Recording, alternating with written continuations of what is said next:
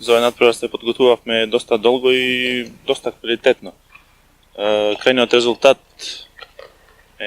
мислам дека не е одлика на целата таа ситуација што се случуваше на надпреварот. Имавме лоши моменти, доста грешки и мислам дека во наредниот период ќе се обидеме да ги поправиме тие грешки за да биде наследните надпревари да бидеме што подобри. Теоријата вели дека Бахрейн на хартија е подобар од Јапонија, барем според пласманот и меѓусебниот дел на последниот азијски шампионат. Што дадат првите анализи за следниот противник?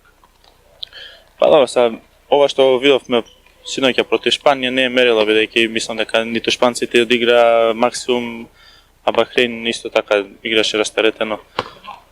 Секако дека сите селекции Јапонија и Бахрейн ќе бараат бодови против нас, знаеме тоа и се припремаме на тој начин. Но овие два дуели, на овие два меча, секако дека све зависи само од нас. Ако ние одиграме квалитетно и добро, секако дека добиваме.